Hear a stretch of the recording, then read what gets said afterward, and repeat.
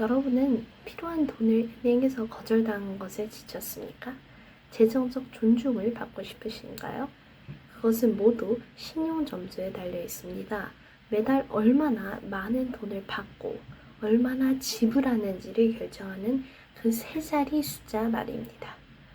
신용점수는 단순히 대출을 받는 것 이상의 의미가 있습니다. 자동차 보험료에도 영향을 미치고 심지어 취업에도 방해가 될 수 있습니다. 자, 주식하는 부자들입니다. 자, 또 다른 영상을 가져왔는데요. 이번 영상은 엄청 특별합니다.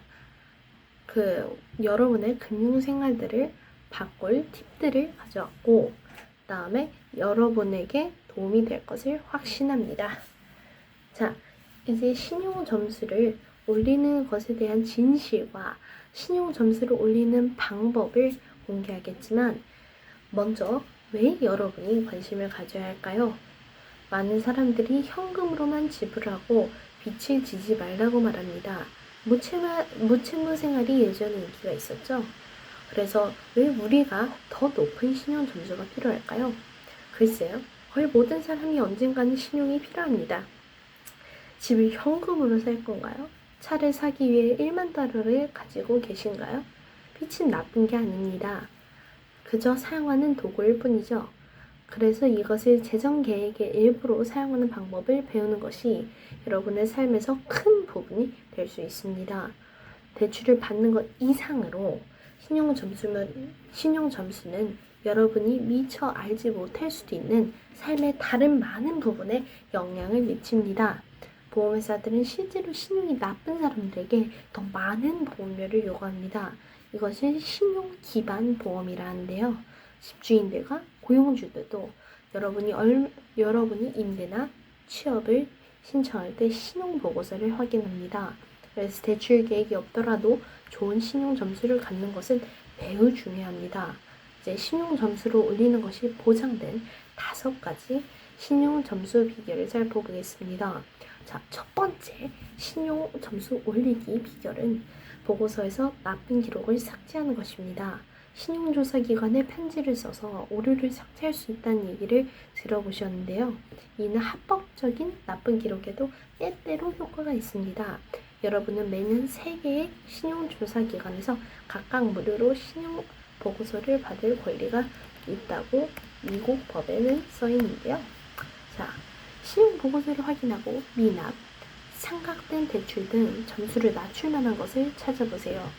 그런 다음 각 신용조사기관에 편지를 써서 그 기록에 대한 이의를 제기하고 싶다고 하세요. 예를 들어 미납을 기억하지 못한다는 식으로요. 법적으로 그들은 채권자나 그 기록을 올린 사람에게 확인해야 합니다.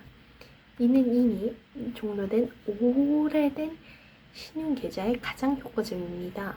이런 회사들은 여러분의 신용보고서에 무엇이 쓰였는지 전혀 신경을 쓰지 않기 때문입니다.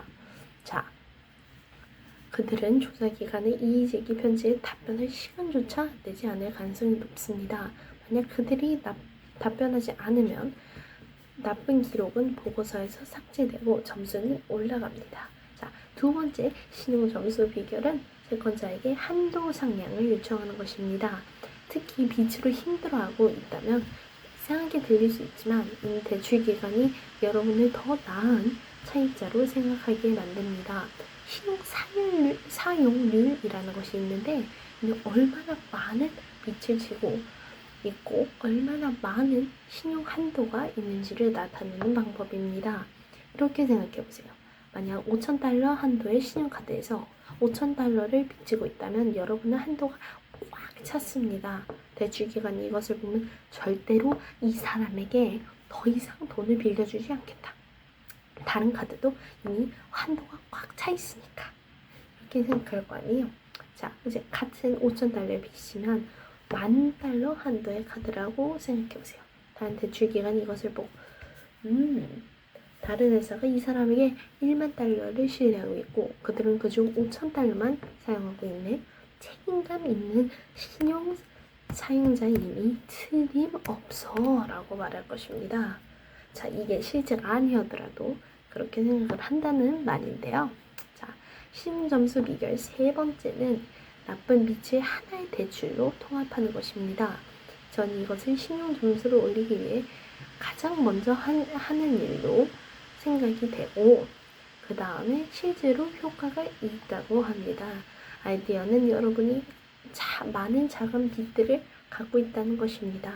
신용카드, 개인대출, 자동차 대출 등요. 먼저 이 청구서들을 제때 때려잡아야, 즉 관리해야 하며 그렇지 않으면 연체되어 신용이 망가질 위험이 있습니다. 또한 이런 종류의 빚에 따라오는 매우 높은 이자율도 걱정해야 합니다. 그래서 하나의 대출로 이 모든 것을 갚는 것입니다. 모든 빚을 하나의 청구서로 통합하는 것이죠.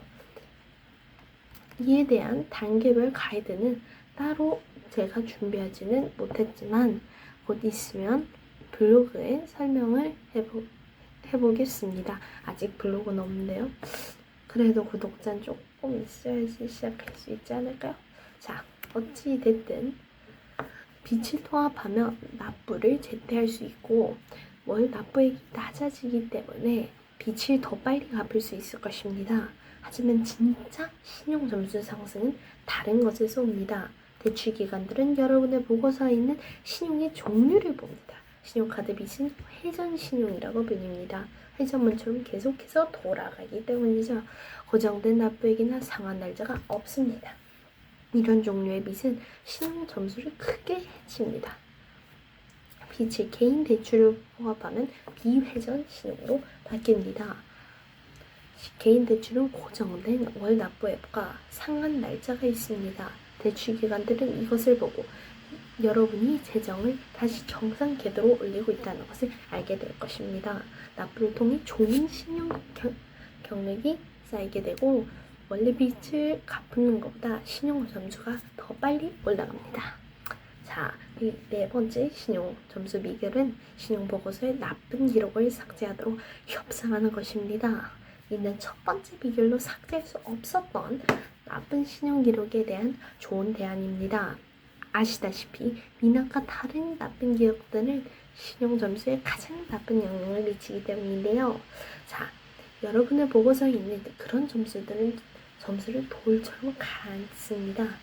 하지만 대출기관들은 여러분의 신용보고서에 무엇이 있는지 전혀 신경 쓰지 않아요. 다 자기 대나 돌리기 바쁘지. 그들은 자신들의 돈을 원합니다. 만약 대출이 연체되었거나 상각되었다면 여러분은 그 신용회사들에 대한 많은 힘을 갖고 있습니다. 이것이 실제로 채무조정 회사들이 하는 일이지만 여러분은 그들의 비싼 서비스를 이용하지 않고도 이 모든 것을 할 수 있습니다. 그래서 신용보고서에 나쁜 기록이 있는 모든 곳에 전화를 하세요. 아직도 돈을 빚지고 있는 곳들이요. 그들이 나쁜 기록을 신용보고서에서 삭제하기로 약속한다면 몇 달 안에 갚겠다고 말하세요. 그들은 기록을 삭제하는 것이 불가능하다고 말할 수 있지만 그것은 거짓말입니다. 신용보고서에서는 항상 기록이 삭제됩니다. 모든 채권자들과 상담하고 있으며 협조하기로 동의한 곳에 먼저 갚을 것이라고 말하죠. 이러한 모든 합의는 반드시 서명을 받고 문서로 남기셔야 됩니다.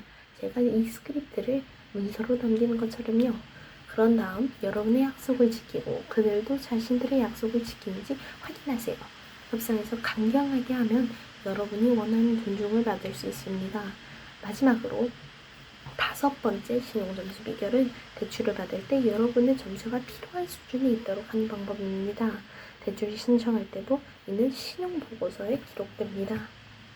대출이 거절되거나 대출을 받지 않기로 결정해도 마찬가지입니다. 신용보고서에 이러한 조회가 많이 있는 것은 좋지 않습니다. 돈이 급하다는 것처럼 보이기 때문이죠. 새로운 대출을 신청하기 전에 신용계좌를 해지하는 것도 좋은 방안입니다. 재정적으로 책임감 있는 행동이라 하더라도 신용카드를 해지하면 실제로 신용점수가 떨어질 수 있습니다. 그래서 대출을 신청하기 최소 6개월 전에는 신용계좌를 해지하거나 다른 대출을 신청하지 마세요.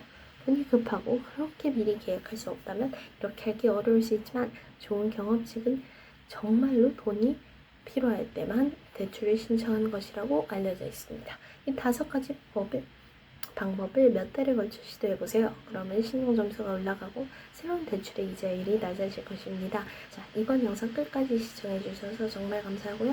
자, 그럼 영상을 마감하겠습니다.